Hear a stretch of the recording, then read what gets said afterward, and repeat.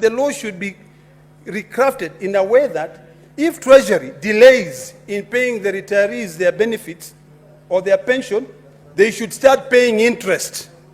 And since Lab Fund and Lab Trust are spending the money that they are collecting from these county governments or from civil servants in investments, we should now qualify those investments and say, if I'm retiring and you are paying me this, how much have you made from the investment welfare of retirees?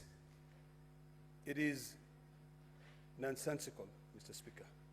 You find teachers who work for over 20 years. They retire when they are at the age of 60. In fact, I think it's about time that we reevaluate this issue of retirement. Why do you need to retire when your brain is still working? You need to continue. We just need to be a bit creative on how we deal with these issues. My own sister called me last week, told me that she retired in 2022, and until today, she has not been able to receive her pension.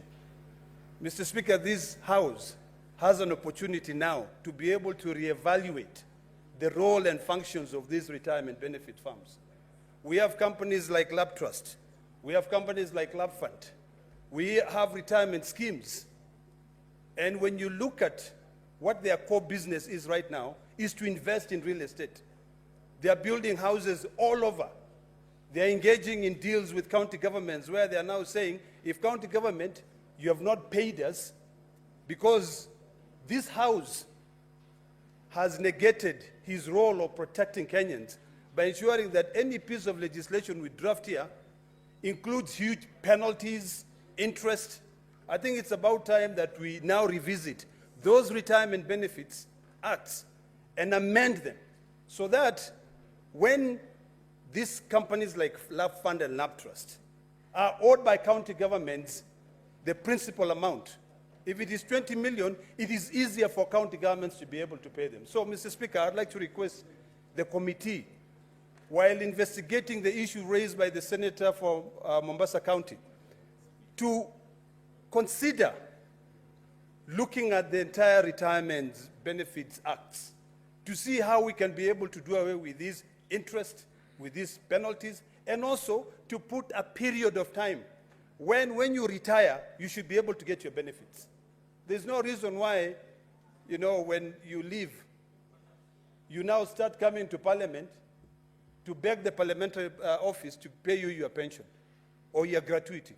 This is something which should be automatic. That money is being used to invest. Right now, Mr. Speaker, the richest farms in these countries include Lab Fund and Lab Trust. Why should they be, carrying billions and billions of shillings, yet they cannot pay teachers? Now, Mr. Speaker, for a teacher to be able to get their benefits, they have to call TSC.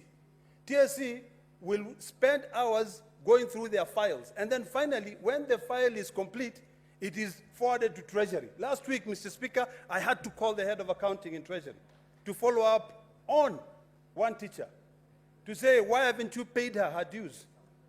Why are they keeping all those files? You worked.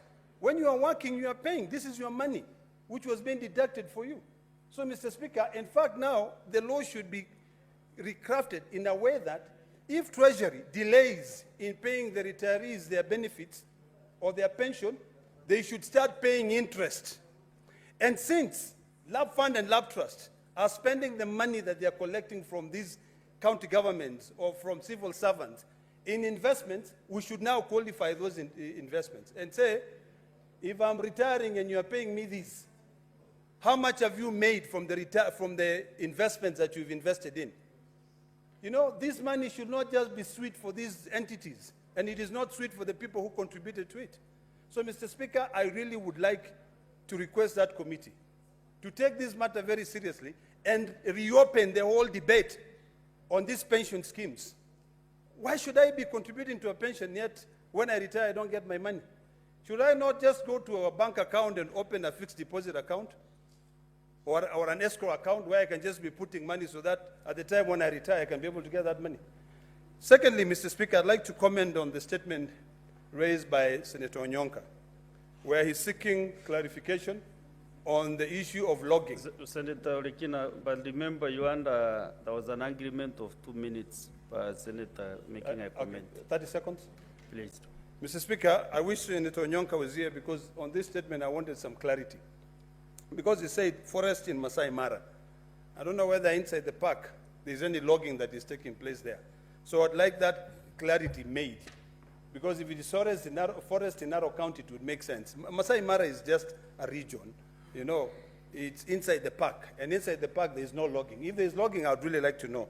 But it will be important for the committee, while investigating this matter, to appraise the House on what efforts, the reforestation efforts that are taking place. We see a lot of cabinet secretaries flying to go and plant 2 trees. They probably spend about $1 million shillings to go and plant a tree. You know, that 1 million shillings, they could buy trees which are sold for 20 shillings, and they could buy many of them. So let us be realistic. You know, and actually, in fact, if you look at the carbon print or footprint, which is being created by these choppers that the cabinet secretaries are using, is worse than even the deforestation. So really, we just need to look at those things and become very serious. So I thank you, Mr. Speaker. Next.